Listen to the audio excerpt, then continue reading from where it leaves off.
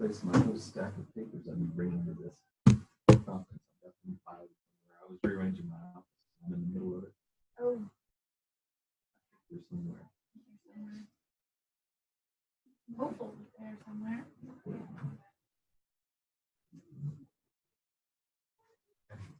You take yours. Thank you. So which is a good spot? Yeah, maybe towards the, let the folks that are close.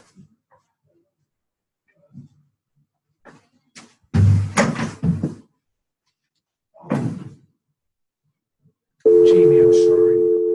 What? You're on a beach. I will be on a beach. Welcome to Zoom. There's no sorries for that.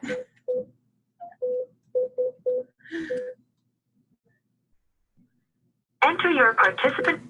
You are in the meeting now. There are 2 participants in the meeting. This meeting It's is being just me and recorded. Melissa. Does she have her mic on here? She must. I don't know how to get into it.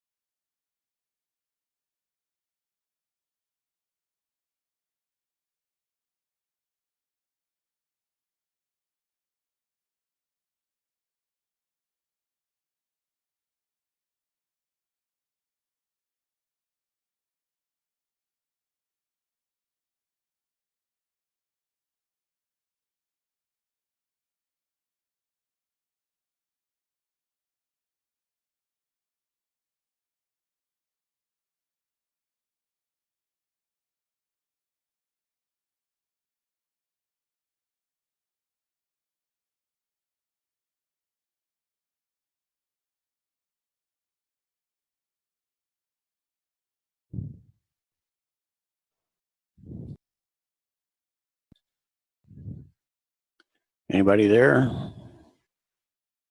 Morning, Tim. Hey, good morning.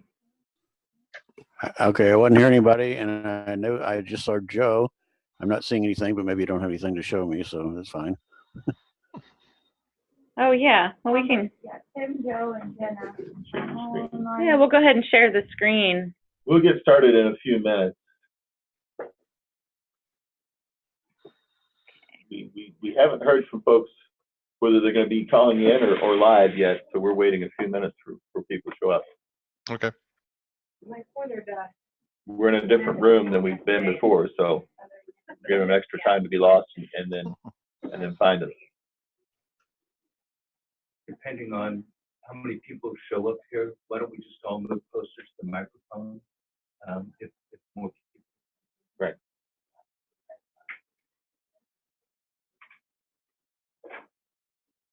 I like your Texas A&M color, so this is really pleasing.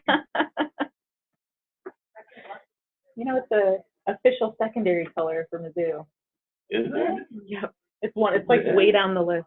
Yeah. We have a red. We have an orange. We've got some kind of blue. For Mizzou or you For in system? Mizzou. No, Mizzou. Huh. Some kind of official gray. Yeah. Yeah. Gray. He did not. I know. But he had a good reason. He said, this cotton thing is a little too light. We needed a whole thing. What do you expect that cold out? He said, yes, it is when you like it.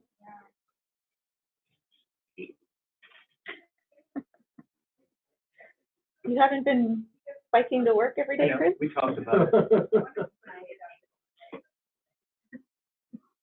We talked about it. Yeah. Yeah. I have nothing to say. I walked in today, Chris. Come on. No, I was. Yeah, I walked in. What's your excuse? Hi guys. Hey, good morning. We tricked you, didn't we? No. Okay. We looked up pretty quick. We looked at the numbers, scheme. Oh, must be pretty close. Yeah, good luck in this building. If we could sit there, because there's several people on the phone, so we're gonna move down. Oh, y'all gonna move this way? Yeah, we're gonna move Yeah. down. Okay. Once we. Once you knew all was coming, was Rob coming? I hadn't heard. I have to know now. Okay. All right, computer. How y'all doing? Well, cold. Cold? Yeah. Yeah, I had to stand outside for 10 minutes waiting on Ryan. Well, We never communicated where we're gonna meet up and walk. I was inside, he was outside.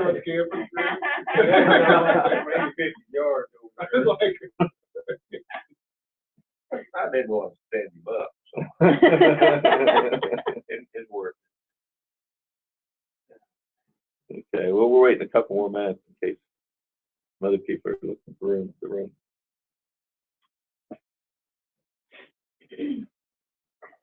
We do have coffee. If you want to warm up. Yeah, thanks. You're welcome. This helps a little. We're all getting used to it. My friend went to the Macy's Day Parade. And it, Cool. yeah, it was. They said it was the coldest one since like the 1930s or something. Ooh. And I said, was it worth it? And she goes, well, I just keep telling myself, because she was a Peace Corps member in Mongolia. She goes, not as cold as it is in Mongolia. That's a great way Positive way to look at it. right? Yeah. Relative, yeah. Yeah. When you know how cold it is in Mongolia, it's not nearly as cold. There was a student in my class last year who was from that area up in Russia, like that has the record for the coldest winters. Yeah, it's true. Yeah. I probably think Missouri's tropical Yeah. then, you know? Yeah. I mean, Yeah. even in the wintertime, so. He was dying for Just got a giant Yeah. I've gone to parking garage last night. This thing is huge. I'm like, that guy. Well, what time is it? A couple 10:03. minutes after. Jamie, do you mind letting us know on this side of the table if somebody like chats in? Oh, for sure. Because I can't figure out Zoom on my computer. Yeah, Well, I and- can't and close PowerPoint. it because I'm Yeah. recording. Well, it wouldn't open once well, whatever. We're good. Yep. Technologists and technology. There you are. Oh, good job. I'm gonna go ahead and close the door and we'll get started here. If some folks show up late, they can just come and get the back seat. Just like church, everybody's gonna sit up front now, I right? know, come on. Come join us.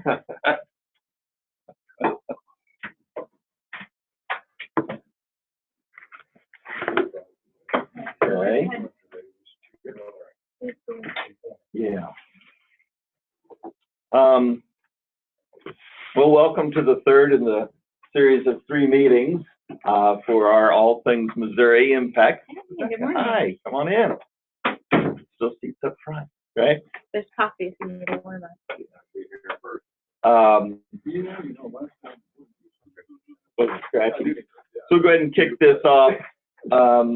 Probably ought to start by going around doing introductions, make sure the people on the phone know who's here, make sure we know who else on the phone. My name is Chris Barnett. I'm with CARES. I'm the leader of the Agricultural and Environment Impact Team. Sorry. Surprised, didn't I? Melissa DiBartolomeo, Program Reusability Specialist at CARES, and I'm facilitating today, which means everybody gets to talk. But Ryan Millen, MU Extension Specialist in Agriculture Economics. Rebecca North, School of Natural Resources. I study water quality. Brent Carpenter, Extension Field Specialist.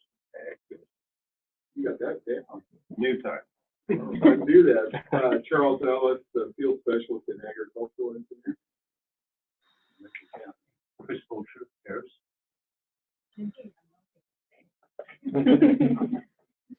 Jamie Klein-Sardi, I'm leading up the business and community impact team. My name is Michael Hardy. I work at CARES. I'm leading up the youth and family impact. And Angela Johnson, CARES, and I'm heading up the health and safety. And on the phone, who we have? Joe, are you on? Yeah, I'm here. Joe Lear, Northwest Regional Director. Okay, and who else do we have on the phone?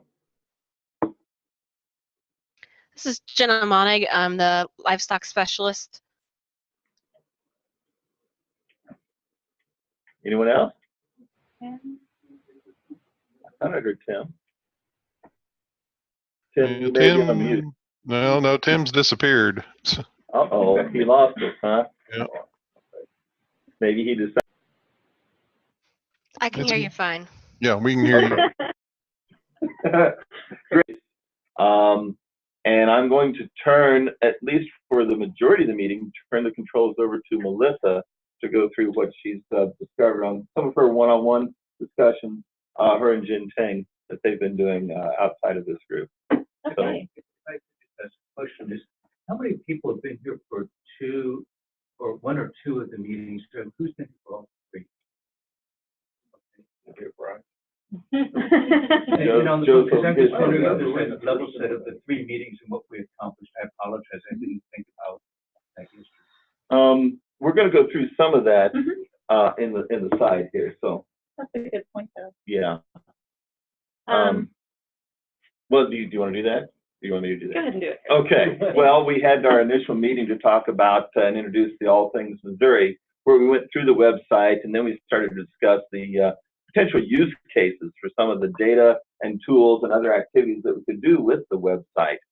We collected within this team, I think, 8 or 9 different use cases from which we went back and as a CARES working group, we pulled up 3 of the use cases that were a combination of either the most useful or the most readily achieved or having good impact, one of those 3 things. And we pulled up the top 3, and this is across all the impact teams we did this.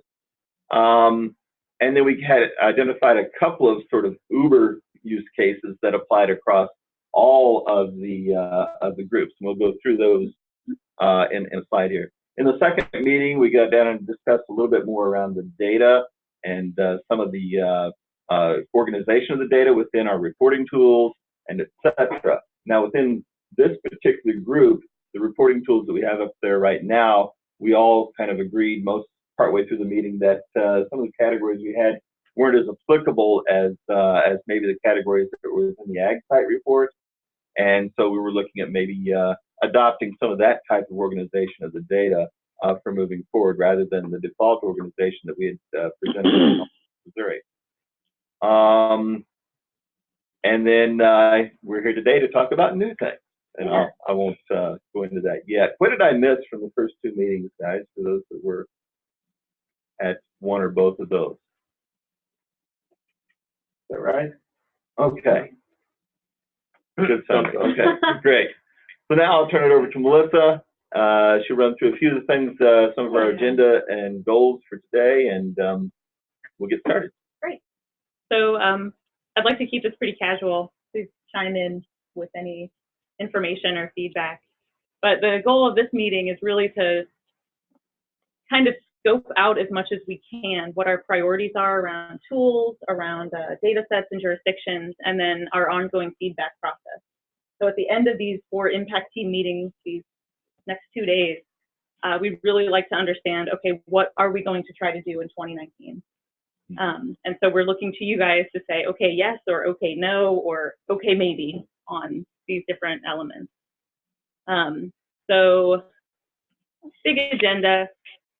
First, we'd like to talk through the use cases, what we've learned is most important, and also why. So the different meetings that we've had, the folks that we've talked to, information we got from the summit.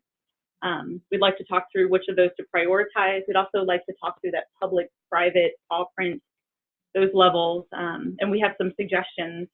We had an RD, we were at the RD meeting last week, I think, or the week before. And I think we solidified some things, or we just at least heard from the group in terms of what, you know, more leadership roles, what they thought might be appropriate. And we wanted to float that out to everyone and make sure we're all on the same page about what should be behind the paw print and what shouldn't. And then we'll either take a break then, if it's kind of around the hour mark, or then we'll get into data and take a break afterwards. And we do have our data list that we've asked everyone to contribute to in the last few weeks, and we've also gathered from different field studies, and we'll talk a little bit about what those are and how we acquired those.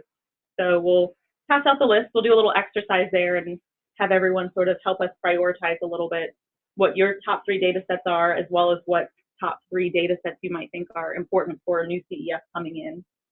And then at the very end of the meeting, we'll just talk about what the feedback and facilitation will be like for 2019, to make sure we're still on the right track. Who should we talk to? Who should we be in communication with? Are these impact team meetings something that we need to continue going forward, or just a subset of people? So we'll kind of talk through that. Any questions about the agenda? Thoughts, revisions? Everybody on the phone seeing this okay? Thank you. I'm hearing it. I'm not seeing it because I'm on the phone. This is Tim Baker. This is Tim Baker. We just suddenly lost all internet. So anyway, I decided to go via the phone. Welcome back, Tim. We were concerned because you were on earlier, and then when we did introductions, you were off. So welcome back. Well, yeah, Becky says they were doing something with our modem, and then they must have done something down at the headquarters for the internet or something. I don't know. Right. Anyway, I can't even do email or get other websites or anything. It's totally down. Oh, no. Wow. Okay. They don't have internet access. They don't have internet. That's their So place. maybe what we could do today is really ask them questions more frequently on the phone as we go through each slide, then send the slide deck in. And it may be, is that Joe?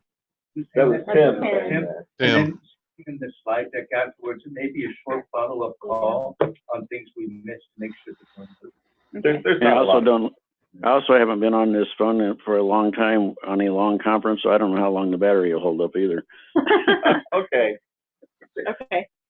Well, if we lose you, we'll catch you up later. Okay. Okay, let's jump right in. So priority use cases. How did we get here? So you guys have been involved in 8 total impact team meetings around all of these areas. We've also run dozens of field studies, and what that means is Zhenting and I reached out to every CES and many of the other field study folks, or field study faculty, staff folks, and everybody on up, and solicited folks for impact, like data requests, like we've been back and forth a bit, as well as just getting on the phone, talking through their job, talking through what technology they use, what technology they don't use, what would be useful. We had an RD meeting last week or the week before. Jamie's been a champion at regional trainings and soliciting feedback that way. We had a table at the summit people came up to us and asked for things or said, no, this doesn't work. We also had a couple of Q&As where people piped up about things they really needed. And then finally, leadership has chimed in, and there are certain things that we have to fulfill going forward. So across all the impact areas, we've identified several use cases that would be most impactful. So something that we heard is we need to have some sort of public offering for folks. So like a basic county council report. So just including basic regional information, really mostly public, kind of like a skinny version of the reports that we've been seeing around, their vulnerable populations. Workforce is a big one we've heard a lot about, natural resources, economics. And something I wanted to talk through with you guys is what of that information does that seem right to you in your work with, your folks in a county council members, and like just a very skinny public report, things that we should include, things that we shouldn't include, and keeping in mind that extensions value add is going to be a lot more information behind a paw print. So if they want to get into a deeper data dive, it would be, okay, come ask us for this data instead of presenting everything on All Things Missouri publicly. It's almost going to be like a calling card, right? It's like, yeah, here you go. But if you have questions on any of this or you want more stuff, you've got to come to us to get that, right? Yep. That's kind of how it's a good way to frame it. yeah. What do you all think? Right track? Too much information? Not enough information? In terms of agriculture and environment, are there certain things that people in these roles, in these public roles, would be interested in seeing, or we should strategically hold back information? I guess based on what's up there, how lengthy of a report is it? If you had to, because to me that length may also dictate how much you want to compile into it. I mean, if it's a 100-page report, when you shake at every single thing, every single detail that's included in that. Right. Right, and we'll only be able to hit a scatter shot. We haven't exactly said it was going to be 1 page or 10 pages or whatever, but I would think we want to have it be as small and as compact as possible. And that's what I was going to stress. It's just that, if that's supposed to be the intent, I'd say that may help dictate how much stuff you include. It will, yeah. If we put up an arbitrary limit, it's got to be 2 pages. Then yeah, that's going to get us down to just a handful of things we can support. Versus if we say it's going to be 20 pages, then that could be a lot. But that may be something that's not very consumable. So we would have to find that balance, I guess. I almost wonder too if we kind of take from our district data sheet format in a sense where it's a little more infographic like, really briefer on the data. Yeah, a little briefer, but it gives sort of a nice overview of the different areas. So that would be an easier read for people. And then again, if they wanted to go deeper, they could do that. Honestly, a lot of the reports we're doing in our office now, we'll do like a 1-page infographics with some of the key measures, and it's like if you want to dive into the full report, it's following after it and I think that's exactly making it very user friendly up front and okay. Neat little people holding things or cow images or things like that. Cows and dollar signs. That kind of stuff. I like that. Yeah. Would you have the ability to aggregate counties there? I want to cluster. I assume we could push that in, if you want it for the region, or pick counties. You say you want to pick 2 counties and do that. Yeah, we might want to set that up for the different county areas in each region. So, because if like Buchanan and Andrew work together, or the quad of Gentry, Harrison, Worth, and Davies, they may want to do that as a total county area information as well as just a county report. Yeah, that's a good idea. And what we can do to make it the most flexible is not predefine those merged counties, but let them pick from the list. Right. The other question I was going to say on that county, are you going to do any kind of benchmarking at all, or like? We typically do in our report. So you're like, here's the county, here's like the average statewide average, like something like that. it gives you a little bit of benchmark of how do we Yeah. stack up against something else, or Right. Typically, we do that. Now, the particular report hasn't necessarily been completely designed, as you see, we're talking about it here. But yeah, we typically do benchmarking in our At report. least for the state and the nation. Are there other benchmarks we need to We consider? could probably just do it for the state in this particular report. It kind of follow along the lines of the district data sheet. With that state data.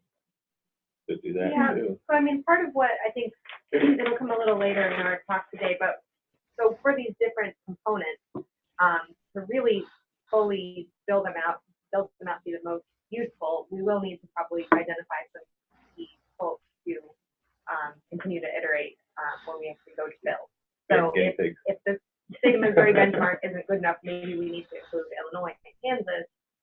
That's not something that, we would traditionally, we wouldn't know off the cuff. So identifying who those key people are, once we identify what these priority builds are, is going to be. That's usually the question I have. It's like, here's where we're at. How do we stack up against other places or regions or state, whatever it is, right? So just And it may depend on the data set too. Right. But yeah, Angela's right. Getting back to the concept of the county council report, we're calling it here, or the publicly available report, is something that would hit across all 4 impact areas, address the very most important elements of those that you'd want to convey to somebody in the public or at a county council, and then have that as an entity. Is the question? Is that are we on the right track here with that? Yes, sure. Thank you. Okay, that's all fine. right. I like that one-pager idea, and then the deeper dive. Like, here's a snapshot. And if you want deeper dive here, you can go here. Either a one-pager or a 2-pager that we print out front and back or something like that, depending on how much data. Right. we've got. Icons and hand holding. Yeah, you put a lot of dials on that too. Little icons. Cows and dials. Cows and dials and dials. Yeah, and so once we have the data and the indicators fed in, and you put this through our system to build that 1-page or 2-page infographic, you could probably also access that information the same way that you've seen through our interactive reporting system, in kind of the traditional, here's a table, here's the dials, download the data, see a map. So I would think that both of those options would be doable with that once we can identify those key metrics. Cool. So next, you guys have seen the starter maps and reports that we have on the site. And I think it's not something that's been really, especially around ag and environment. I think we kind of found out with these impact team meetings, as well as some of the field studies. We were talking to some gentleman up in, he wasn't in that quad counties, but he was a livestock specialist, and he looked at the ag starter map, and he was just like, that's not really useful. That's not really, okay, this is interesting, but so a big question is, are those publicly available? Should we keep going with those? Understanding that in ag and environment, we probably have to have a few different types of, here's a horticulture map, here's a livestock or producers Or a watershed map. Yeah, more environmental factors. Just to refresh, if you go to All Things Missouri right now, you can go to the map room and search for terms and add them to a map and kind of build your own map. But we also have available some starter maps that have some preloaded preset indicators for those folks who might not be as savvy, or maybe just want to see the data right up front without having to search. So we've gone through and just picked some data that fit that category kind of out of the hat. But if this is a useful approach, what maps, what layers would make this most functional? I have a comment. I think this is across all the impact areas. And we've gone back and forth about this. And CARES is, what maps do we have only behind the paw print? What maps do we make publicly available? And we always come back to landing on the maps are publicly available because as maps themselves, they're not a real value add. value add is the reporting or the analysis we do beyond just the basic GIS layers that are there. So an attraction would be making the mapping layers publicly available, but the utility and the value add is the other things around that. Chris, I know the analytical tools that would build on that data. Yeah. So if that is appropriate, unless there's something that's a result of analysis that is unique for extension that we're providing, then we need to be thinking about that. We want to err on the side of making just the maps themselves publicly available unless there's really good reason not. And this would be a great discussion to have with y'all. What do you think? We've just been thinking about this internally. Thoughts?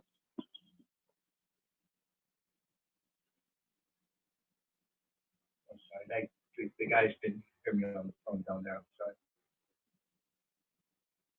So just to recap what Chris said from across the table for y'all on the phone, you know, at CARES, we've had this tradition of keeping maps publicly available, but keeping any sort of deeper dive in terms of how you can access that data, probably maybe queryability, but any analysis that we've done would be something that we feel pretty strongly would best be behind a paw print. That would be extensions value add, and also something that we'd be able to put context around in terms of any data analysis. So I guess the questions are these starter maps useful? Is this something that we want to continue? And then I would argue with, you know, ag and environment, if these are useful for the public, we really need to be intentional around what is an agriculture starter map? What kinds of starter maps do we need? Because it's such a varied, ag and environment is everything, so. Yeah, what would be critical for the public to know about agriculture and environment in the state of Missouri? And I think we're going to ask this a little bit later, but if there's a top 3 data sets that you want to see in one, maybe we have 2 or 3 starter maps and each one of them has 3 data sets in it. What would be the data we want to convey about ag and environment in Missouri? And it could be about the soil, it could be about crop production, it could be about watershed, water quality, it could be a variety of things. So you want land use. Land use to be readily available. I'm thinking acres by use, and so it could be timber, it could be acres of perfect water, cropland, pasture. You want to be able to break that out. Well, the breakdowns would be something that would be more like an analytical type tool than to break down and summarize that information by county or watershed or whatever. It might not be in these starter maps. That would be the next step, I think. But we could present the land use, we could present the soil, topography, some of those basic sort of context for the landscape. Watershed. If we have the data in there, you know, percentage of acres of timber, we could present a timber starter map just to give an example of how to build a map with those layers. And then folks, if they wanted to see something different like pasture, could at least have that as an example to start around. Right. So one of those. I'd like to see land class, the way it's taxed. I think the second category. Is that based on the soil capability class? It goes back to some NRCS. Right. As I understand it, those classifications, can't they vary slightly from county to county on that? Well, the maps for counties are mapped individually. Yeah. Basically, same soil with different. It's really they got it. I thought different counties had different classes. We wouldn't necessarily know the rates of taxation, though. Well, right, and that's another thing that we talked about before. It'd be great if you can go down that road, but the land class, which I need a soil scientist to help me out on that, would be a good way to define the productivity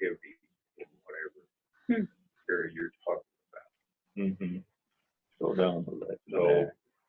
you know, we used to talk about prime. This is already a Prime productivity farmland. map here. Yeah. I don't really know what that means. I don't know That's if anybody else does either. NRCS came up with their new way of doing productivity about 2015, and this is it. Okay. And they rate it by corn in some areas, cotton in other areas, and I think it is wheat. So in those the are third area. those are bigger categories in One what soybean, small grain. in what's taxed in Class C. So each starter map's got to have its, I'll say, a theme essentially around. Yeah, it. we could do a theme around maybe like, learn more about your land. crop productivity Yeah. or something. Yeah. I feel like, and I think The other theme is water, maybe. I almost feel like you almost got to define, like each starter map has a defined audience. Mhm. You know, like Yeah. maybe this is more of a general public one of, you know, learn about agriculture. This one's about, you know, I've got land, learn more about some of the characteristics about it. Or you kind of theme each one of the starter maps. And I like starter maps. I think it's a good way of getting people, you know, into- People aren't as scared to hit that as they No. are the big And, thing. you know, we haven't really done anything with, I don't know if y'all seen like story map where I think it looks like an Esri product, but you kind of, as you scroll down the page, the map change and there's text around it, things like that. This is definitely more basic. We're not giving you that story around what these layers mean. That's kind of up to the person using it to make that interpretation. That's a potential direction we could go with some guidance. Is there a maximum number of starter maps or can you say that later? We've kind of designed it to have 2 for each of the impacts, but it really doesn't matter theoretically. We should go with a bunch. But Right. it gets harder to sort of highlight things with Right. a bunch. We can think about that from a design standpoint. But it sounds like if we organize by theme, we would definitely want something around ag and ag production. We'd probably want something around water and water quality. Mhm. We probably would want something that gets a little bit more into the ag valuation or business that you're talking about, Brent. That I'm trying to capture. You're talking about the taxes and the land capability class and sort of that, sort of the financial situation, right? Yeah, I wasn't really talking about that, but I'd probably go a different way on that. What would you do? Well, you know, the traditional way is look at cash receipts, it's the value of the economic output. Okay. I mentioned the taxing thing just because I know we have those classifications in Missouri, different than Iowa, for example. And there's a little more detail than that.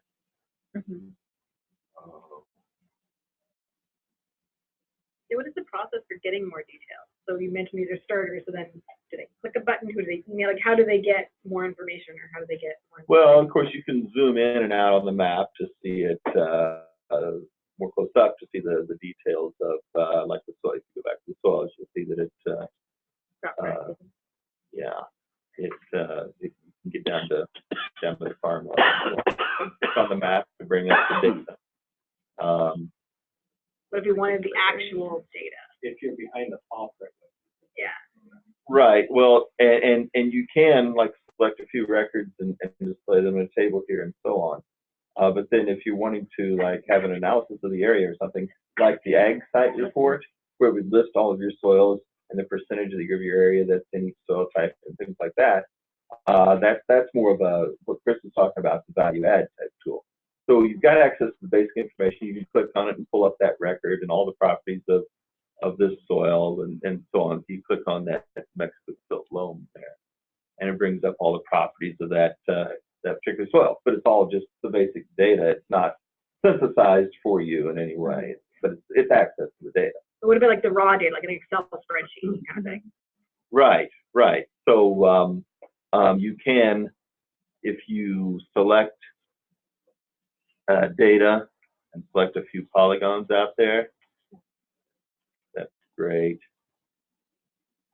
Oh, switch to the soils there, yeah. Okay, so it all is interactive with what's Yeah. at the front end. You can show the attribute table and then download that as a spreadsheet and so on. Yeah. And these would be part of the starter map. Yeah. Yeah. That's all basic access to basic data. Doing that summary of, well, how many acres in your watershed are in forest? That would be considered more of a summary or analysis tool. That would be, we're talking about maybe making that behind a paw print or subscription type thing. And that's an interaction or a value added interaction with the data. And then you're allowing people access to you guys, you know, to be like, what's the source of this data? How do I cite it? How do I, you know, like, is there going to be a person associated or a contact with all this information? Well, we try to put information about the source in each data set, but yes, Jamie Kleinsorg is always in contact with any question that you have on this. And I think there is a help button that says you can submit a question to the site, and we have a team here that responds through email to those questions. Okay. Yeah. So yeah, we try to have these starter maps supported in ways like that. Yeah. Is that appropriate, do you think?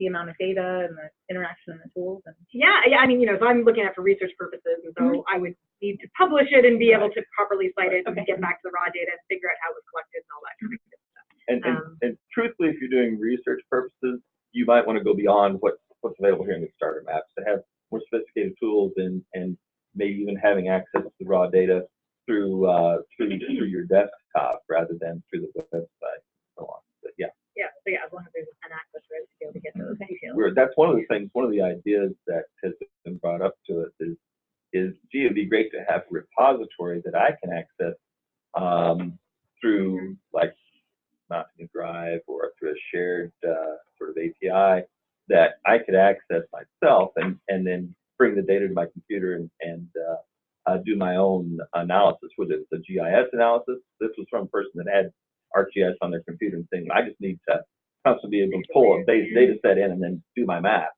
Or maybe we could have it set up where you pull the Excel data or something like that too. That's one of the ideas that we collected on that. Yes?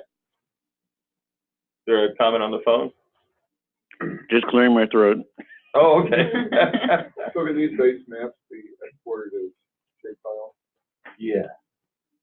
We theoretically, not from the publicly available tools. Okay. We don't allow that. Yeah. No, not in the starter maps. Sorry. We Not in do the starter maps. PNGs Right. and PDFs publicly. Right. They can make an image out of it. Shapefile. No data set. Right. They cannot download the Excel file though. Of the attributes. So you just sort of pull up there. Like if they select a few records, they can download that, but not the data itself. Yeah, one little thing I noticed when I was looking through some of the things is the water quality data on the reservoirs. It's a bit circular. So that's actually our data, like it's University of Missouri data that we report to the MDNR, and then you grabbed it from them. Yes, that's right, because they published that. So Right. So I don't know, you know, do we want to put our stamp? Like, you know, it's our data. Right. This is really important, is we need to find out and not bury it in the metadata Yeah. in terms of the source, but somehow elevate what the University of Missouri is bringing to the table. Both, very you know, good from the point. Paul print where we have things behind the scenes to the table with value add, but also on the public side. What is the University of Missouri? Yeah, because I think too, we don't report all of our data to them, so it's only a portion of what, you know, and then it's publicly available because they pay for us to fund it.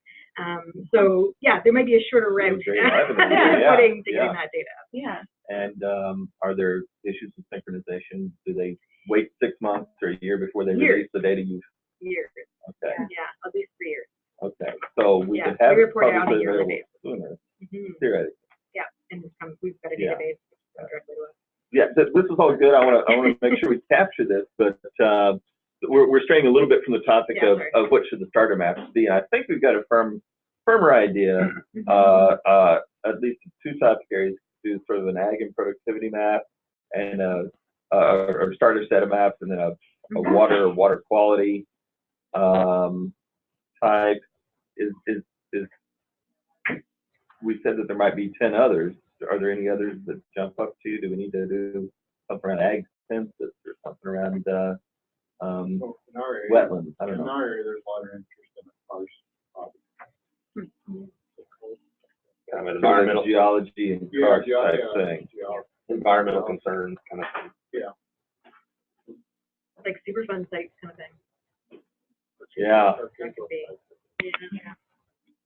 So I think you just kind of divide the themes of what's going to catch people's attention. You know, Right. what are you, you know? Geology is topic. Yeah. I think Yeah. somebody says, "Oh, I'm interested in environmental," so then you kind of dive into it and look at it. So. Yeah. Well, if we get 4 or 5 up there, then around these, that's 4 good teams here. That's a great start, and nothing's going to say that this is locked in stone in the future. If any one of you have ideas as individuals, or if we do get back together in the future, we can expand that list. We'll need to think of the design a little bit around how we make that apparent to the public that there's, 10 starter maps rather than 2. Right. But I think that's very doable. It's not a big uphill challenge to put together the starter map. Even on the ag stuff, do you need to break out and say, well, this is like crops for the family, we kind of need to get. Yeah, I mean, for water quality, we'd like it as detailed as possible Yeah. because we can say, the agricultural watersheds are for water quality, and the Well, forested watersheds. Don't forget though that the starter maps are really meant to be this high level introduction to the concept that we've got data and you can map it, and you can still get to all the detailed data sets, the 4,000 different things the Ag Census talks about are potentially available within the full map room. So you can pull up, broilers and see their distribution rather than just a general data set about animals. When I think of things, I think of like, how important is agriculture to my area or whatever. Economic impact. Yeah, just kind of understand the basics of, to the average Joe Blow, do you know how many cows you have in your county, or do you understand what crops are grown in your county? It's kind of the basic. So to that point, would it be helpful if we had maybe a list of 3 questions that went along with each starter map, just to get people thinking about why they should be looking at it or why it's important? I think questions capture people's attention. It's like, I got land, learn more about it. And I don't know the right questions or how to frame them, but I think that will be a catcher. Catch them if you can. Just thinking, because especially if somebody is maybe interested in, water quality and watersheds, but doesn't have any really background knowledge in it, right? They can look at that map, but they don't know what questions to be asking, like, why is this important to my county? And so what are maybe just 3 things to kind of get them thinking, like, how does this affect humans? How would this affect animals? And how would this, like those kinds of things, whatever it may be. So just thinking maybe we could use some of the space, I don't know, in the legend or something to populate the questions. That's great. Story map. I know, Really great. so great. I know. Explaining things. Explaining that, and then we letting need you play to- around and navigate and see how it's But we need to involve Yeah. writing for that. right. But even just Content. 3 maps and 3 sentences for each would be That's a better great than start, what yeah. what we have now in terms of presenting the And information. keep in mind, the starter maps are intended to be simple and inviting. And I think the questions good for that. I would worry that a big paragraph or something might turn Right. people away. Yeah. Well, we could explore. And something that came up, especially with this group last time, was terminology. So that would help kind of fix that issue. Like, not everybody goes by, agriculture does not mean the same to everybody. Right. And those questions would help refine what are you looking at, or what should you be looking at. We should probably move on a bit. Okay. Just to keep, anyone on the phone have any comments about the starter maps before we move on to talk about what should and shouldn't be behind a paw print?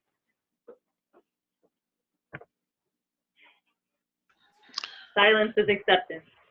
Yeah, I don't have anything really to add. I like the idea of the starter maps, and if we can, build those out over time, because I'm thinking, some people might want to know about, total sales of ag, if we're really interested in economic impact, exports, those kind of things. Also, do you watch closely what is being accessed the most, and could decisions be made on the viewers' responses Yes, we've started tracking all things Missouri, although it's, still in an introductory stage. We started tracking the usage of the data sets on there. I don't know that we've really analyzed that yet. But. Well, over time, that might give some good feedback. Yeah. The other thing, just really quickly too, is that we can explore the idea of having impact area centric map galleries. So that way, if folks like you all, who are experts in your field, are making maps, you could save it back to the Ag and Environment Gallery, and then other folks could learn from it or use it that way too. That's a great solution to this. That way, we're not trying to come up with the starter map, so, yeah. I know, Chris. Sorry, Chris. That's why I love this group. And I think that's really, it's important to have a starter map gallery kind of framework that's behind the offering. There's publicly available starter maps, but we have to norm our folks internally. So that's a good lead in to the next section. Just to introduce this, we talked about, extension having the need to first off have that role of sort of that access to knowledge and so on, and the paw print's one way that we can use to put some of this behind the firewall or make it accessible for use internally that then we can derive products from that would go out to the broader public or to the extension counselors, etc. The other concept of doing something like this, and maybe we should expand this to paw print subscriptions, is that we realize extension needs to be a little bit more aware of being self-supporting. And some of these tools we're talking about could be accessible to the public, but on a subscription basis, so it sort of funds the folks involved in some of the thought work behind developing the tools or the keeping the data current and so on. So that's kind of the concept here. Is we're going to have this area that's going to have one of two types of limitations. So yeah. Sorry, I took your introduction away. You get less red when you talk, so okay. It's good. So kind of on that note, we had talked last time about building a basic CES report. And then in talking with you all, and I say especially this group because it's very true, and then talking with people around the state, there is no one size fits all for any of this stuff. And so we talked internally, we talked with the RDs, we went out to a regional meeting and kind of floated this idea, and people were really excited about it. So we want to bring it to the group about a drag and drop report behind the paw print. So much in the same way as folks internal to Extension would create these starter maps and put them in a gallery, we would like to lean on especially more experienced CESs in certain areas, so like rural ag, livestock CESs, building a report, like a customized report, and then sharing that out within All Things Missouri. So kind of having the expertise come from the actual field experts. Again, instead of us making decisions around what, a good starter report would be for someone in those areas. And then this would also, scale up. So not only a CES starter report, but just having everyone in Extension who needs to build a report have the ability to kind of drag and drop those different indicators, these socio-demographic indicators, these ag indicators, and maybe a few business ones, craft it themselves, be able to save it, again, behind that paw print and share it out if they like. Right. So the concept is that the report that one specialist builds in one county could be accessible to all specialists in all counties. They could run the same report for their county, same data indicators, but for their county's data or their group of counties' data, so that it becomes a sort of self-building type of process. More reports will be added over time, and we'll probably figure out some way of making those searchable or curated a little bit. or organized. But that would be a self-building type of list, and you have access then to a dozen reports in your area that you can pull depending upon the circumstance, or start over and build your own report through that drag and drop process for your particular subject. That sounds like maybe a more feasible or more, I won't say feasible, a preferred approach to the more straitjacketed, hey, we're going to make a CES style report, and maybe it's got to have 100 things in it. It's going to only have 10 things you're interested in, or What do you think? I think customization is important. I think you go from one part of Missouri to the other. We're very different, both environmentally and agriculture, from Boot Hill, from cotton and rice country up to Northwest Missouri or other places too. So, and same thing with local, other key things. So, and the urban environmental concerns. Yeah. But it may not be bad to have a starter one built. Saying here's kind of a standalone, but here's where you can go customize. Yeah, I think there's some basics that can go in there, but then, to customize them specifically for each county would be good. Okay. Could you start with like the skinny report that we were talking about? That's kind of Yeah. your basic. On the Right. Yeah, that might be a good approach. Yeah, I think so. I know, well, I want to make sure Chris asked a question, and any other comments on what he said, then I'm going to ask something. Anyone on the phone? Anyone on the phone? So we've been using the word CES, and I'm concerned that we talk about a county engagement specialist, but that's a new thing, and that's a facet that is being talked about. I want to make sure we don't lose the specialist, the content expertise as we talk about all things Missouri. So are we using the right words even? We say we just throw out the word CES, but that's to me the thin layer. Where is the deep value add from content experts, the specialists that need to be a part of this? And that's the question I have. That's that's a good point, Chris. I think not calling it a county engagement specialist report or a CES report, but just a county engagement report might be, because even the field specialists have some engagement work that needs to be done, and if they can customize something, particular to their content area and make a report, that would be very beneficial to them as well. Thank you. So really, we don't want to bifurcate between the CES level and the more deep specialist engagement. What you're saying is just one framework to customize, to your point, for multiple needs. Right. Okay. I think we brought this up earlier. We don't want to confine it to thinking just county political lines, especially on the ag side. That's good with councils and commissioners, but after that, specialists are, I think they want to know something about the area that they cover. Or maybe even the county outside of it. So that flexibility will be important. Yeah, I think we're going to need to make that a priority. Yeah. And this reminds me of the crosswalk, we call it the footprint tool now. We've been thinking about that. And we did mention watersheds. What watersheds intersect that county or that area there that you have an overlap, and basically you're responsible. You need to look at the full watershed or the MLRA or the soil types that don't distinguish political lines. Is that something that we further customize in a footprint tool, those kind of geographies, right?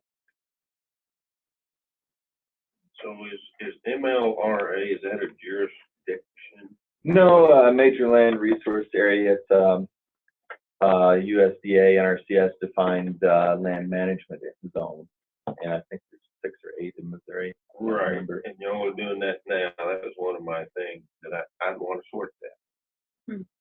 I might want to sort by crop reporting district. Right.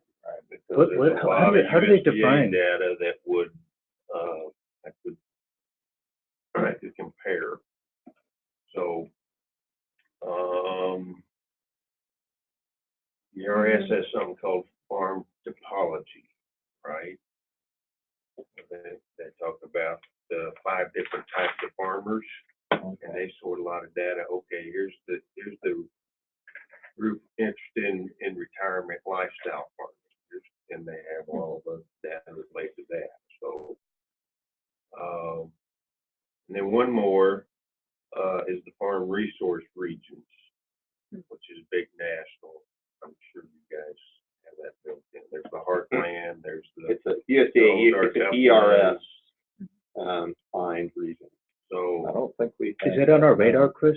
No, I don't think we have that. That's a national, like, grouping of states, or? It's all over. I mean, like, for example, Heartland's going to include, I got things, Missouri, Iowa. The Midwest. It's parts of the certain states, it's defined region. But they don't define it by state boundaries, so it's by natural resource boundaries or something. That's very helpful. I mean, this is the kind of thing, if it's on our radar, and then you talk about the crop districts, what is a jurisdiction for that? That's the USDA map. Yeah, that would be. So there's 9 county. regions 9. in Missouri, Yeah.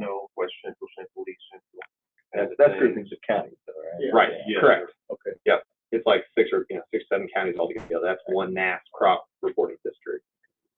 But being able to tailor our footprint tool by impact area could be really helpful in terms of, because you're right, the councils, they go to the county boundary, but jurisdictions really aren't that meaningful from an ag natural resource standpoint.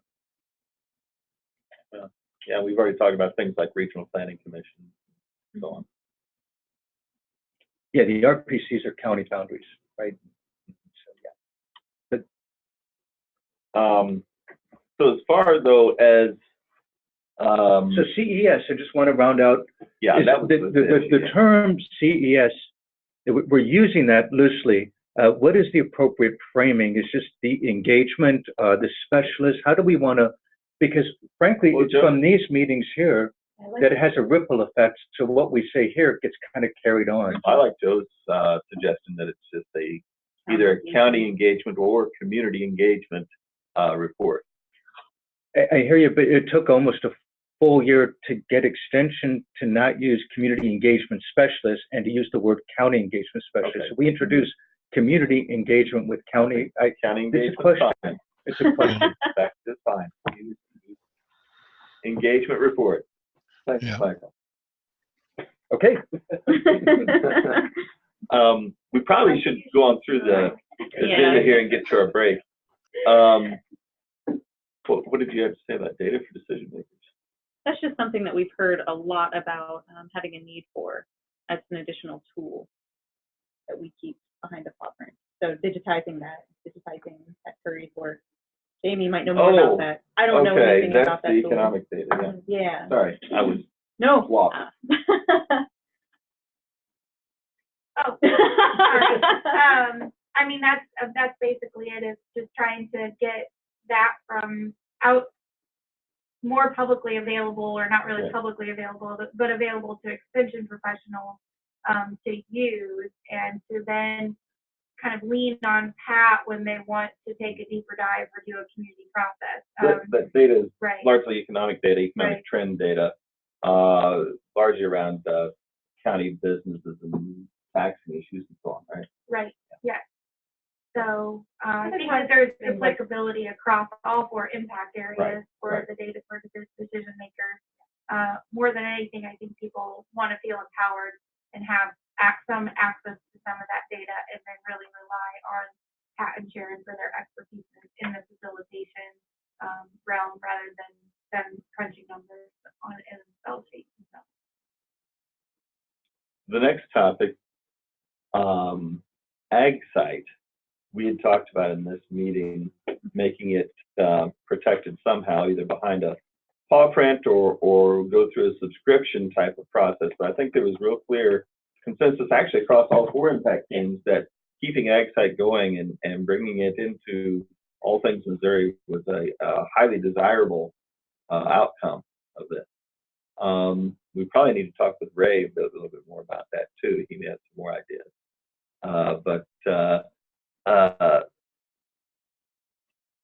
One of the things we're trying to decide is, should that be subscription based or only available to extension folks? And when you say subscription, are you mean like per report done, or like per year, or month, or something like that? There's no definition around the subscription. The difference of being subscription, anybody could get into it as long as they pay their money, right? Versus paw print, it would be limited to university personnel. That's the big distinction and decision to talk through here. And both. Or we could do both. Yeah. Yeah, I don't think we would charge subscriptions to university people. Any thoughts on that? Is that scaled to other states? The ag site works in any state right now, so I think that we can continue that. I'm looking to you, Ryan, because personally, I think it's no problem going to a subscription. I mean, Ray's been out, looking for different funding sources for a long time. Yeah. And he's tried. I mean, he's been. Everybody's interested. Everybody's interested, but when it comes down to it, so I think ultimately, if you put a small fee associated with it, that's when you find out, who's really interested in using it and if they're willing to pay for it. And I think there will be people that will. Okay. Well, here's what's happening right now. We're working with the folks with American Eagle and through some of the Nexus things to get a subscription process stood up.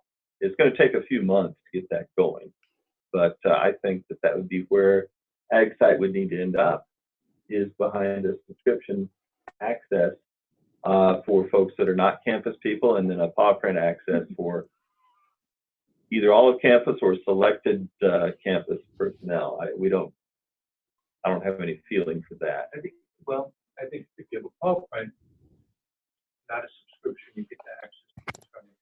The subscription are all the non-university extension. Right. Yeah, or I mean, the other model is if we want folks to be accessing it only through extension, then extension folks have access to it and they can sell or charge a fee for Or because Marshall, what he's looking at, All Things Missouri is the first state out the gate, is we just reserve the ag site tool for extension. Whether it's in Missouri or Illinois or what other state may come on board, maybe that's a tool we don't offer as a subscription, but it's a value add in terms of coming on state by state through the All Things product line. Yeah, I want to push back on that a little bit. The way that the tool works is you require somebody to come in and know their land and draw their area around what they're concerned with. I would hate to have somebody on the phone describing to an extension person, draw around what looks like this, and then make the report and send it to me. That seems like a barrier to use of the tool. I think. I was going to say, most users that I'm aware of, I mean, it's bankers. Yep. They're basically selling a piece of property that, they want to run a report on it. It's, FSA, Farm Service Agency folks use it quite a bit. And then actual real life producers that maybe I'm going to buy a property. I want to know more about it, or I've got the property and I want to learn more. Maybe technical service providers.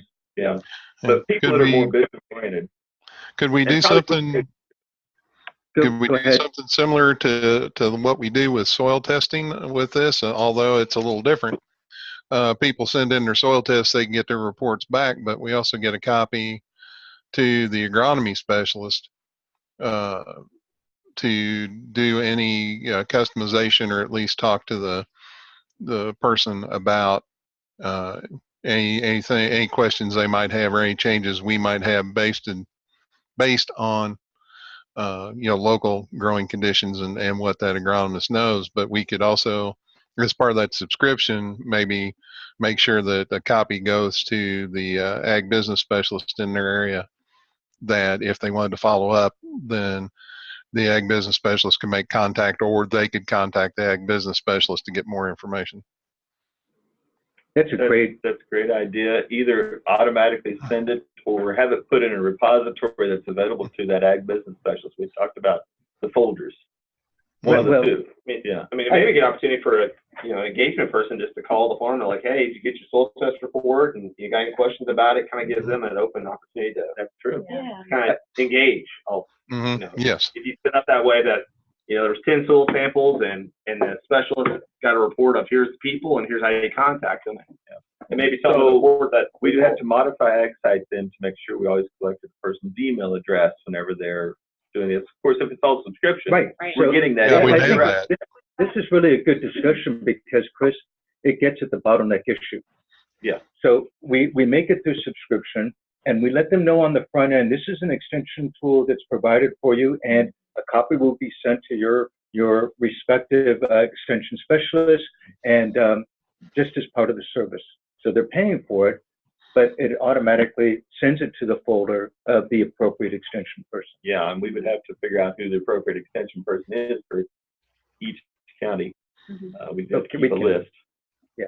So does Ray be involved in these decisions? Ray should probably be involved in some discussion. He may have new ideas too. Right. So yeah. I think that's great. We should get with Ray before the new year. Okay. And really firm this up with him. I think Ray's always got ideas for how to improve it. It's just, it's basically, it's kind of a funding thing. It's like, well, for you to be able to do some work on it, I need to find a funding source to be able to. Right, we keep telling that, yeah. But given the folks that you said, we can generate the revenue to have that R&D space to further improve on it. So you get what you get now. And by the way, you're going to get improvement. More people come on board.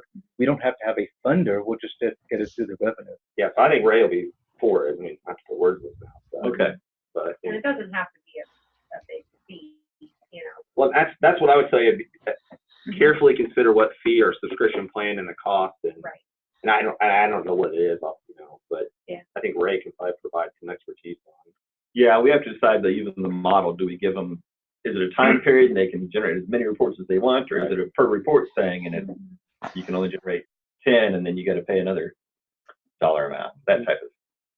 I almost think just based on the emails and such that we got from the Missouri map room, it should be a per report thing, because if we give them per set of reports. Right, because if we give them a subscription, an entire office is going to use it, versus just one person generating a report. So That's a contract thing, Right.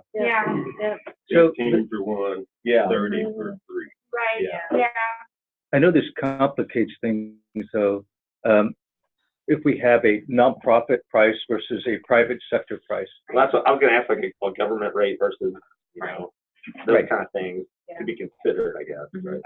Yeah, I'd be hesitant to, like Chris said, complicate the fee structure around that. But I hear you. I mean, the other thing is the extension folks will still have access to it if we proceed as we're hoping to, which could mitigate some of that if they contact. Even though it's inconvenient and more complex, we should still consider that, because the private sector are literally competing in this space, and we need to be able to capture from the bankers, from the insurance companies. Those folks are in a position to pay more for them. So like Farm Credit would be a government source, or not? Farm Credit would private. Would private? They're private. I think Okay. it's private, but I mean, they go through the Farm Credit Association, but still private. Okay, I wouldn't. So they're a big user. I was thinking more like USDA Farm Service Agency or something like that. Yeah. Well, if we don't want to complicate that too much, I don't know, maybe a discussion with Eagle and Kyle about, coupon codes, whether those are available, where we could give those to government agencies for a discount in the subscription. Thank you. I was just with American Eagle in Chicago last week, and we were going over this. So our team is in weekly conversations with them, and I think that's a great idea. Yeah. So Coupon codes. So let's capture Coupons, that. yes, Okay. So. Got it. Okay. Thank you. just a couple of comments for your consideration. What's in AgSite now is virtually only people interested in it are outsiders. They want to investigate a place that they don't know about yet. I think that limits your audience. And I just raise a question: is there a third category? Do we need everybody in the extension to go in and run an AgSite report? Right, that's what I was saying. It might be any paw print, or we might have it be a select set of paw prints have that access. We can probably do that. I don't know exactly how the paw print, how you can limit paw prints. I don't know the mechanism for doing that, but I would think there'd be a way. Okay. I think John Myers would know extension paw print, then it's at no cost, of course. For extension. Right now, the paw print is anybody in the 4 campuses.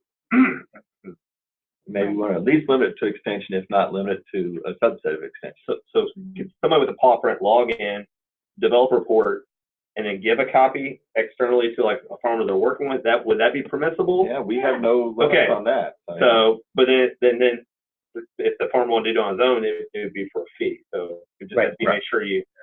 That's right. So I don't think it'd be 3 levels. It would be internal for anybody with a paw print limited to extension or subset. That's one. But then you get into the subscription model where it'll be the nonprofits, government agencies have that, or with the Groupon code. And then we have, of course, the private sector price, which is going to be broadly available. Did that clarify what you were thinking? Yeah, I think so. Are there concerns around having it open to everyone with a paw print? I mean, open, not necessarily, advertised to. Just because they have access doesn't mean they have to know about it. I guess I think there's a concern about, particularly if you're charging, to give everybody access to go investigate somebody else's property for a fee. That bothers me. I see. And I help think me again. Extension has to be careful about that. Say that again, please, because I want to make sure. I just think you may not want a farmer or anybody to be able to come to Extension office and put down a fee for the county extension secretary to go investigate environmental factors on somebody's farm in the next county over. That puts Extension in a place that we've not been before. Yeah, I mean, I can see 2 sides to that. One is they can get into AgSite right now and search any area they want for free and do that, in fact, that same thing. You say it's an issue with the fee. Is that what your concern is, that all of a sudden, because there's a fee with it, it seems more nefarious or something? Right now, it's public for everybody. We're talking about putting it behind a wall. Right. And then suddenly, and then now not we're in everybody a gets the different same position. access. Wait, I want to hear what he's saying. So say that again. Now it's what? Well, it's public access. And,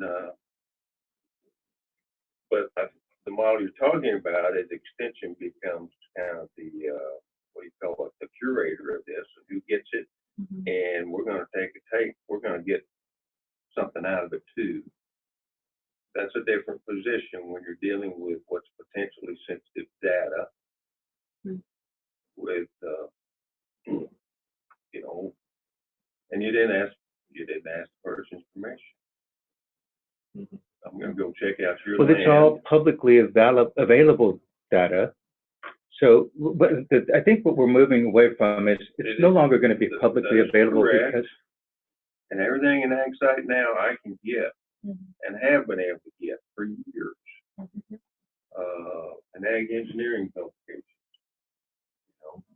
except for some of the things on endangered species.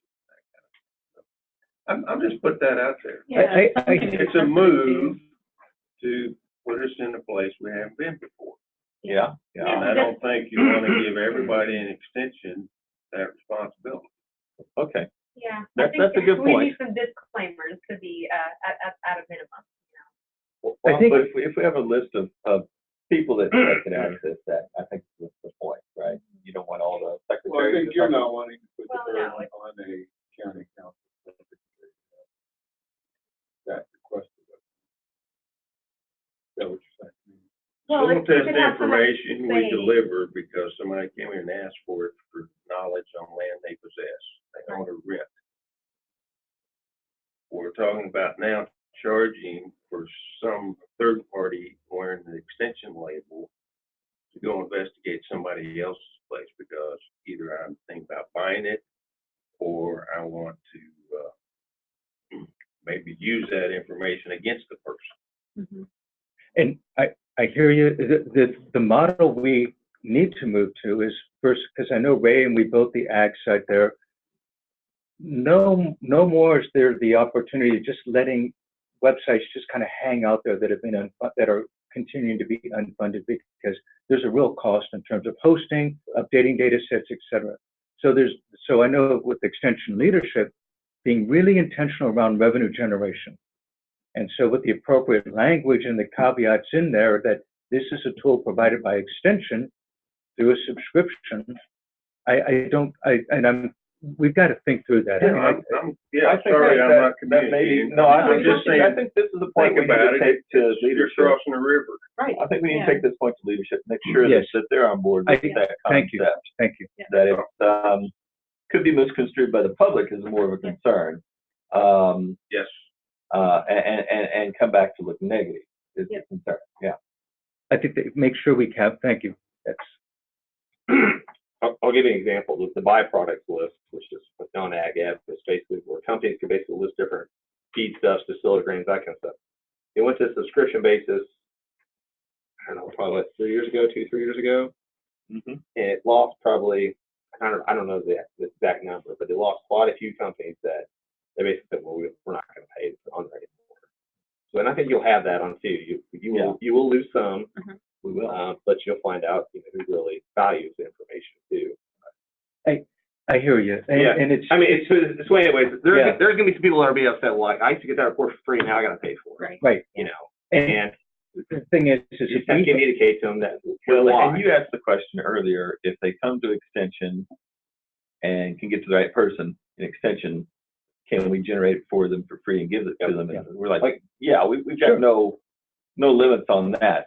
Our limit's already set by either the paw print or the subscription. And if you're accessing one of those two ways, that's fine. Because that's the question I was going to ask. Like, if a farmer came to a county and said, "Hey, I need help, doing an ag site report," and if they did it, would the specialists be able to give it to them for free, or would they have to charge the fee to them at that point, or they wouldn't have to charge the fee. The fee is to do the self-access, and maybe that's the distinction. But I'd also tell you to be careful, because there could be one farmer come in and say, "Can I have this report?" And then a week later he says, "Well, can I have the report here and then here?" And then next thing you find that same person is looking all over the county. Speculating. So we don't know. We don't know how to govern that. That's a good point. It may just be something to communicate that it's we recommend a policy of maybe giving out a free report to somebody too. But if they come back and ask you, maybe over and over and over, you're like, hey, you really need to go through the site and pay for it. They'll have access to the discount code.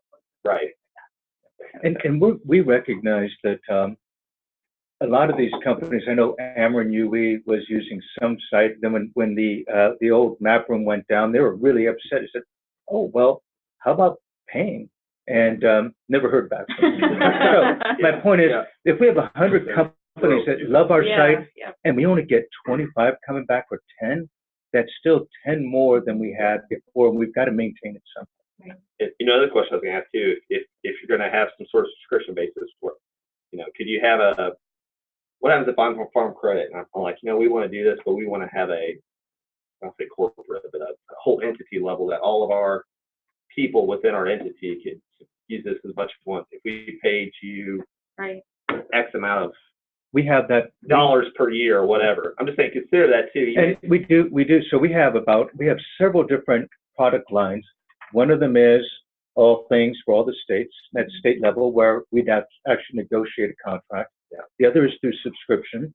And the other one is, to your point, at an organizational level. If it's beyond the individual, then it's really a case by case that we would negotiate. Here's scope of work, timeline, costs. Right. And when it comes to something like that, they may want something special done to their report. They may want to have this other piece Here's of the key thing information we're added. really interested in too. Or So drop this. So there's flexibility here. These are the sensitivities you all are bringing to the table we have no clue about. Yeah, So we need to very make glad sure to we hear do that, this Trent. right. And I don't know if it's appropriate for the secretary to do it and sell it to them or give it to them, whatever. That's something that we need to bring up with minds greater than ours. Whatever you do, just remember, everybody's going to say, "I got this from extension." Right. Yeah. It doesn't matter the source or how public it is. Yeah. Extension gave this to me, and I have a contractual relationship with them because we exchange money. That's right. So ag site is, what is the extent for ag site? It's national. So maybe we need to also think about, here's Missouri brought to you by extension at no cost as part of the All Things Missouri bucket. And then as other all things come on board, they get that as part of the bucket, then it's a subscription outside of Missouri. Yeah, I don't know. I'd rather start. I would really like to try the subscription thing with AgSite and see how this works.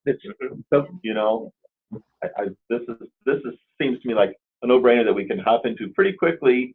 That starts helping to fund extension through a subscription type of concept. We'll see how this one goes. If this blows up, then we can always roll back, but or modify. Yeah. But I would like to try this. Maybe Google wants to buy it. Maybe. We'll take them up on that. Bill Gates to send us some money, and it becomes part of Word. Promise to do no evil, and then Yeah. We got a couple more things and then break. yeah, just a few quick things since we are running out of time here. Another thing that we've heard from a number of different groups and also several of the impact areas are we need data upload behind a paw print. Some things, you know, I keep thinking of Terry folks in her after school daycare program. They do a pretty good job of tracking. So we think they'd be a really fun pilot program to work with on that. So giving folks behind a paw print the ability to upload polygon data or point level data to the map room and really get that regional data in there. And some questions that we have, and we haven't sorted out with some of the other products we have, is how to, if we're going to allow sharing and curation, I mean, we're not experts in all of this. And if it's something that you personally upload, you're responsible for that, you're your own source, that's great. But then what considerations do we have to have if we allow sharing with an extension? So I upload my, you know, my producer's data and cite sources, but if, you know, if I'm sharing that out with other folks in extension, what do we need to consider there? Is that something that we even do right now? Or is it everything kind of siloed into your own personal bucket? Pretty big questions. Is there any way, for example, if there's a report, you could identify, here's the 5 people that need to have access to this?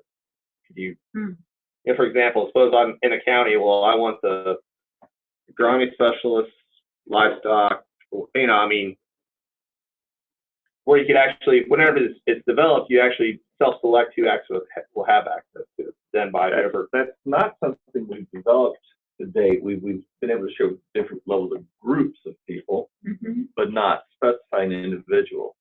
And I know you could easily develop it, save it to your area, and then send an email to the people, but that doesn't give them access to the data, really.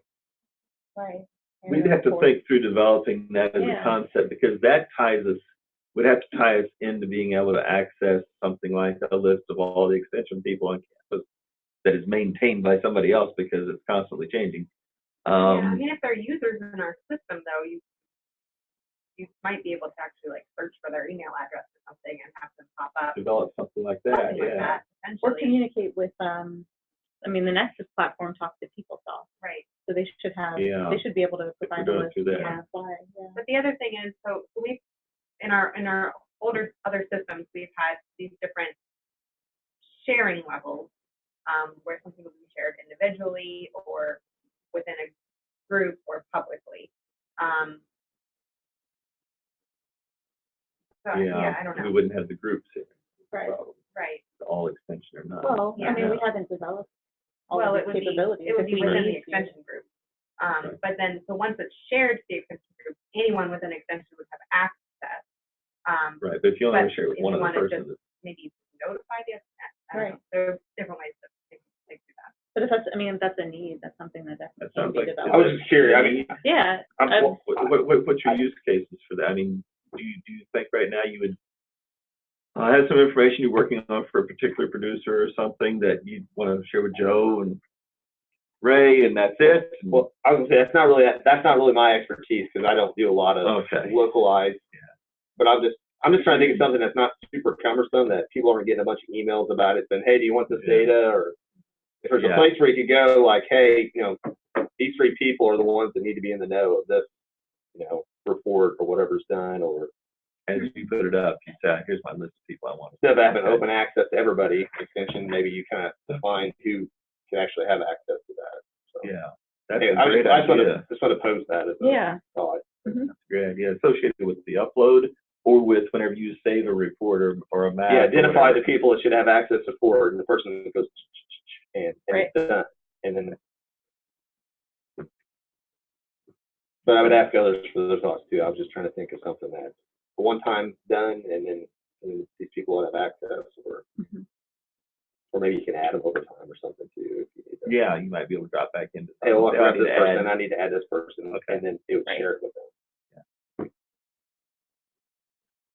And I guess from a space standpoint, if they're saving all this stuff, is it, I'm saying server size, that kind of stuff? Are we talking about something that's going to be get really, really super heavy on Well, volume to be able to? we have thought about that.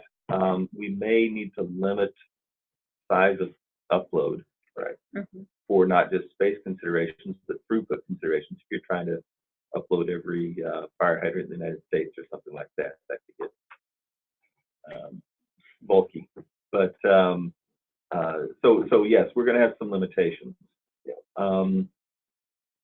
We may be able to have a different scale of limitations for paw print people than other maybe regular subscription people that we provide upload to. Depending upon maybe, we would need to talk through leadership a little bit about need and support for that too. Maybe it'll tap into some other extension resources for holding that data too.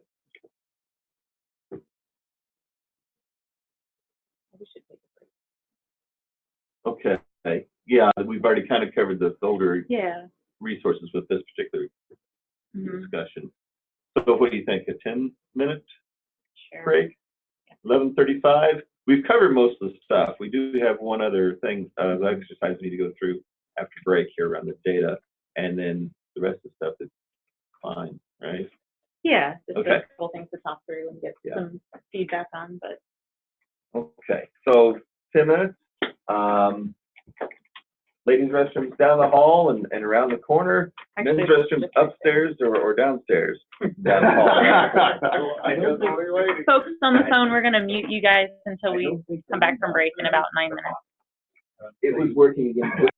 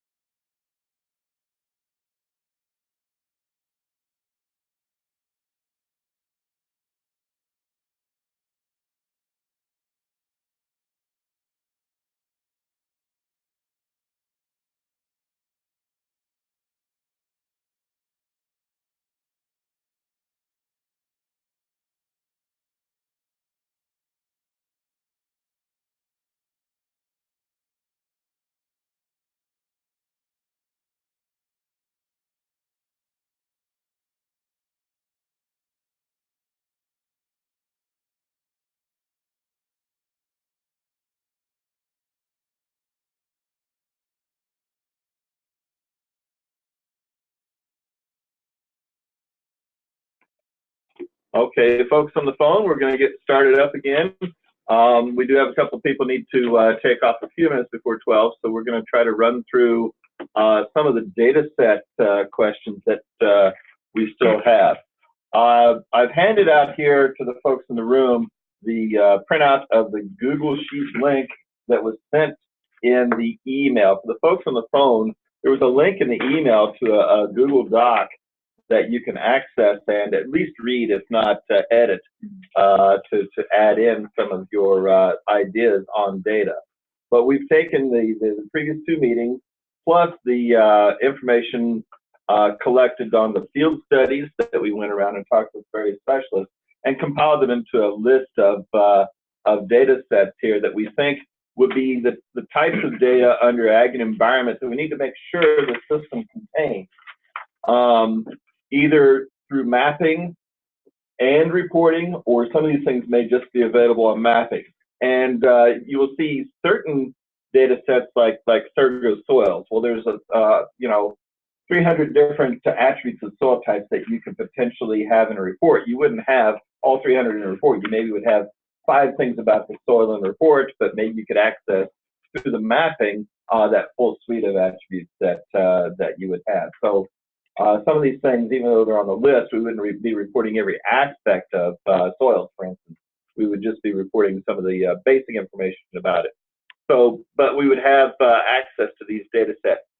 We wanted to provide this to you, but we also wanted to, first off, have this available as a Google Doc, because we may not have heard everything.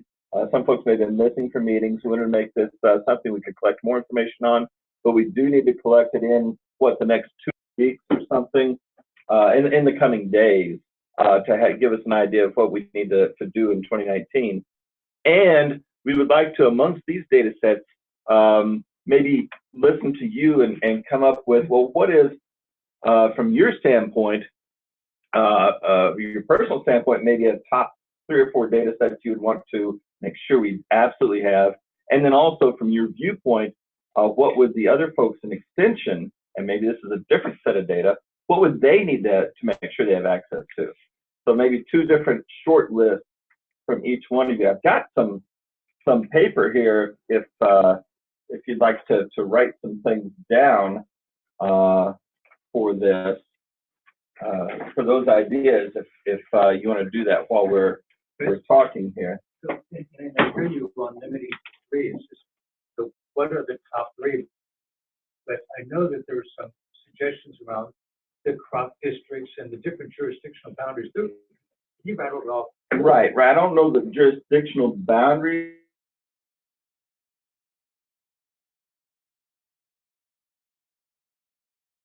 What information do you want to have access to, or what information do you think others in similar roles across Extension we need to have access to? And that's kind of 2 different lists. Right. Because like Rebecca, I know you personally, you may want to have something about lake water quality, right? Mm-hmm. and make sure that data's in there. But maybe you're thinking across the broader area, you may think, okay, maybe somebody needs something on invasive species or something like that, right? Yeah. So I don't know what a top. We're hoping to prioritize and make sure that we capture or not missing some of those top things that you think people would need to have. So we'll give you guys a couple of minutes to think about that, maybe jot down some ideas. Please feel free, though, to continue the discussion as you're doing that. And folks on the phone, if you can maybe collect that in an email and provide that back to either me or Jamie Kleinsorge, or both, that would be great. Right, Jamie? Yes. Yes.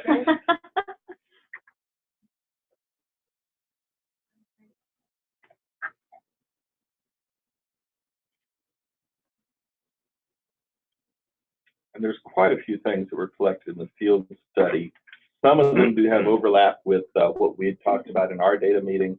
Some of them, many of them do not, though. So that it's good that we reached out to a variety of other people, I think. Yeah, a lot of those people came up from at the summit. Yeah, this is like at the summit too, wasn't it? Yeah. There's some people with some lists.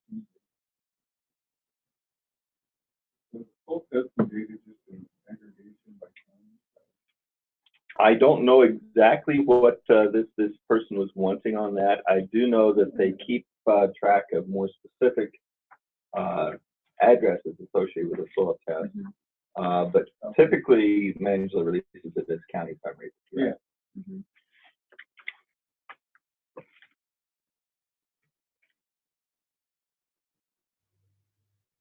She wanted as much information as possible, this person, and she was also really interested in understanding fertilization questions. So she's south of St. Louis, and she has some real concerns about how people are applying fertilizer. Like nutrient issues. Yeah. In an urban setting, then.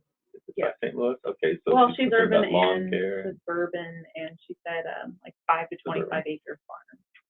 Small farm. Small farm. Yeah. Kelly. Yep.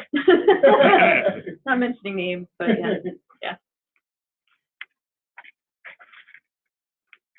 Looks like She had a lot of That's great. lot of information. A lot of requests. The second sheet that I've handed out, which is also accessible in the Google Doc online, is what Chris mentioned, that separate jurisdictional issue. And already today, we've got some things we can add to this list. That's the sheet here without the staple in it. And that's online as well if you want to continue adding. Again, even on that, we would like to have that in the next few days. If you have any feedback after this meeting or think of anything new, would be a great place to put that. What's the last item? RPD. Regional Planning, RPDC. That's not the Regional Planning Commissions, is it? RPDC's DESI, suggested by Larry. You should know. I don't know. You should know. RPDC. The RPC? No. RPC. Larry Flackney asked for it. Regional talked about the Professional RPC. Development Center. RPP. Regional Professional Planning Development Center. DESI. Okay. Oh, Regional Professional Development Centers? Yeah. Oh, thank you. I don't. It said DESI, so. Yeah. Yep. Oh, I learned something new. oh, I've not seen that geography before. There's what, 9 regions in the state of Missouri. Huh. Boone County's in Region 2. The Heart of Missouri region. And Thank you, Angela. I'll link that to our Google sheet. Yes, thank you. We will not know again next week. no, yeah. Thank you. So while we're doing the data sets, I wanted to talk about a few points around the data. Whenever we're considering how or which data to get a hold of, we have several things we think about. Things like, is this a data set that is collected regularly and collected through a sort of a quality controlled type of process? Is it a free data set that's easily accessible, or is there some sort of proprietary issue around that?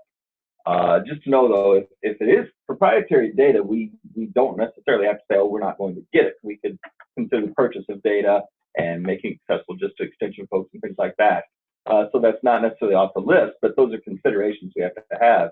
It's going to cost $1 million to get a data set. That's definitely a consideration we have to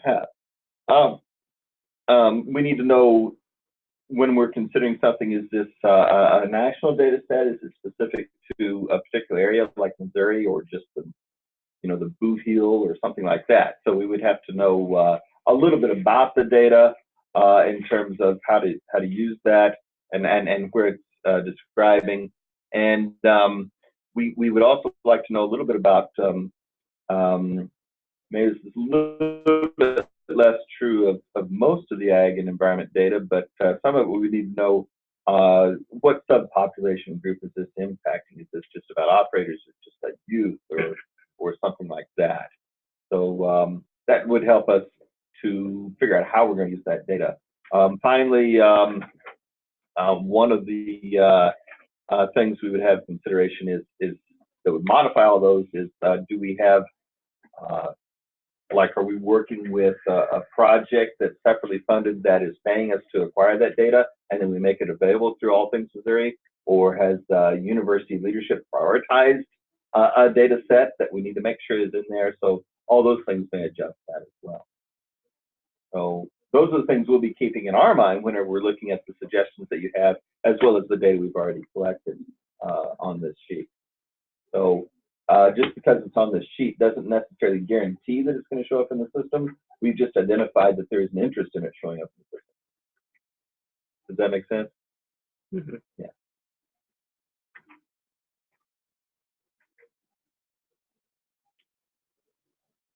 How's everybody coming with that? You guys already have your 3 to 10 things, looks like in some cases, Rebecca?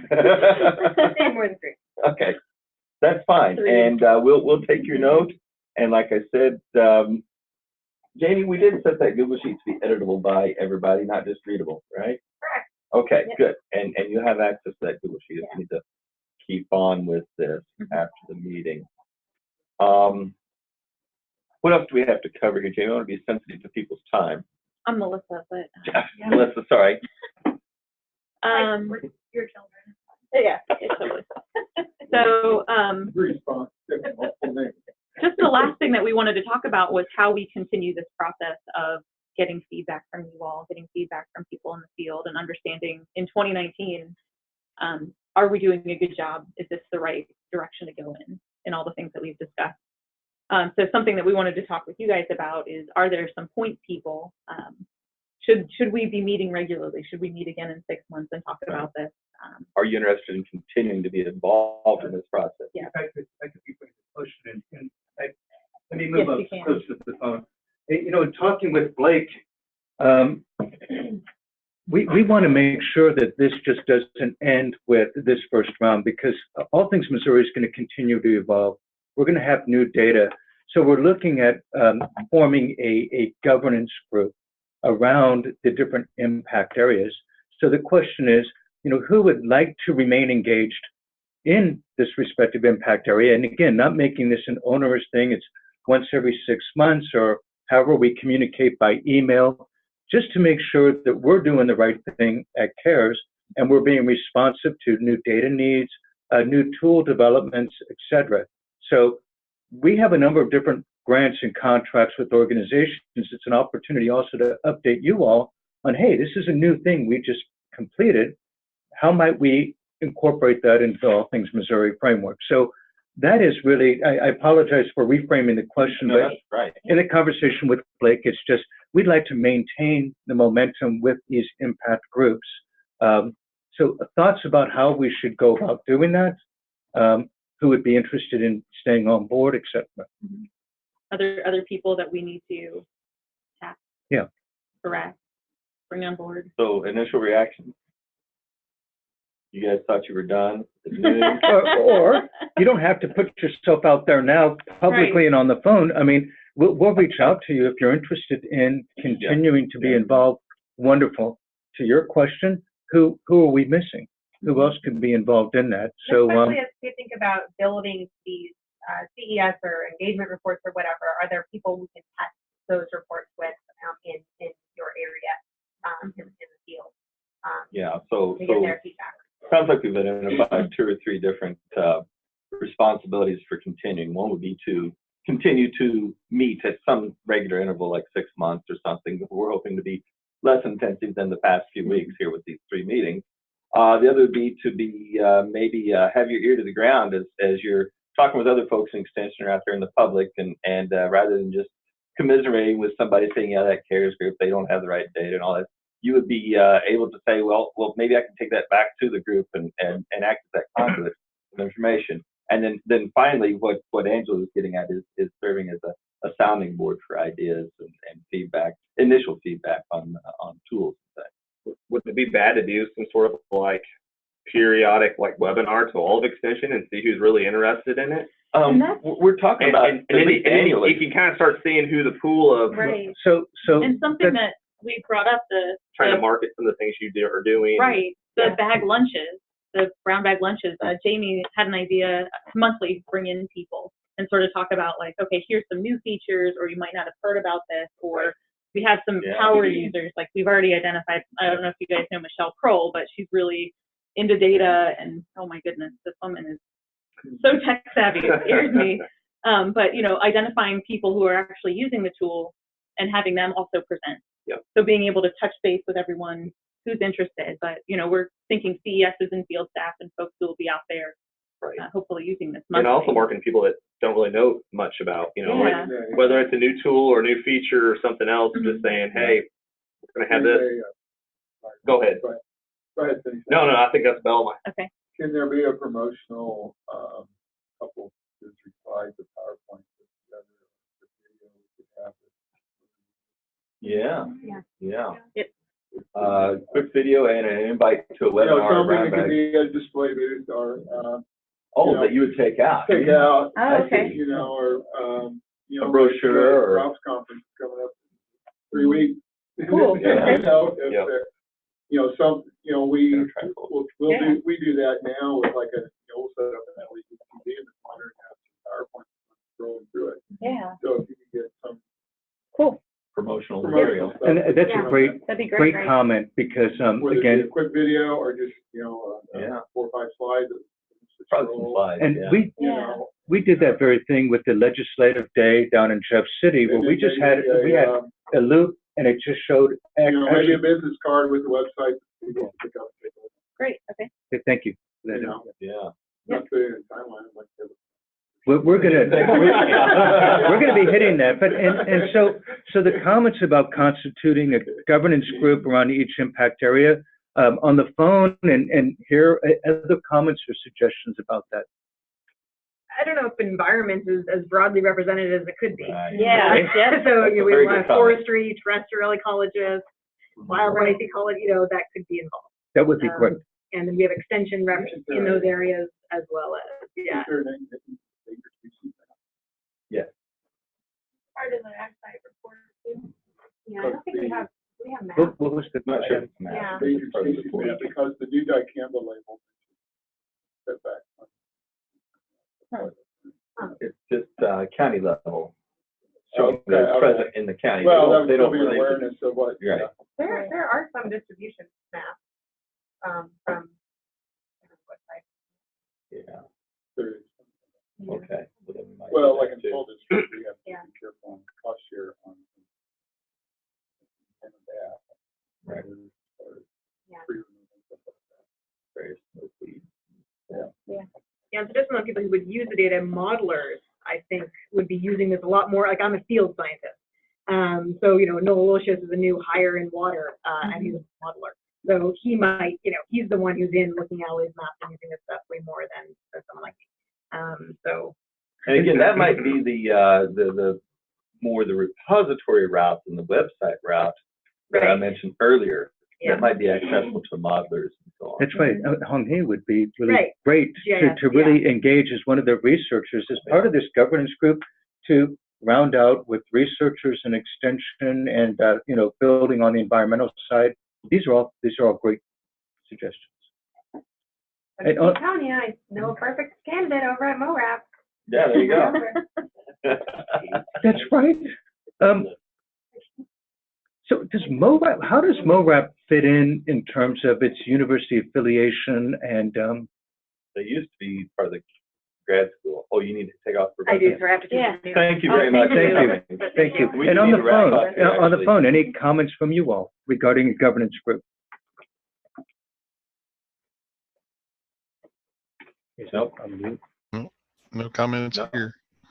Okay. Okay. So we'll go ahead and wrap up. Just want to say a big thank you to this group for the last, but not just today's meeting, but the last few weeks here of meetings and thoughts that you've been able to provide on this. We've really been able to download a lot of information from you guys. We've got identified that we have a big task ahead to make this what is really a usable and useful thing for extension. I think we've already got a good start to the platform, but there's so much more that can be done, and that's really what we're seeing on this from you guys. So thank you very much for all your time. Thank you. And if you can hand in those sheets, anybody that's listening now. Use some email. Good. Oh, very Good. good, very good. And send emails or get in the Google Doc. to collect that as well. Oh, yeah. Keep those up for the next meeting. So do y'all have tax curfews to do Facebook? Yep. Good. And he's right down the hall here. So. He'll be with us this afternoon in our business meeting. Okay. So you're not going to turn yours in, just that you're going to send an email? You can talk about it a little bit, that's fine. We've got some brochures downstairs. We passed that. I'm gonna scan. Oh, okay. Yeah, I missed that day. Yeah, okay. Yeah, oh, I can just hand you some for. Yeah, or if you got one that's, yeah, I'll just go ahead and take them. What is this last thing? Yeah, I'll run downstairs, I'll be right Oh, that's not mine. Well, this is. Oh, back. Oh, wind. oh, yeah, wind, wind. and so, Okay. yeah, there's something to use as far as solar, information. Okay, yeah, that's We a good idea. we got some companies flying around wanting to lease your ground. I'm gonna go ahead and hang up the call here. Panels. Bye-bye, guys. Thanks a lot. I know, got like windmills and solar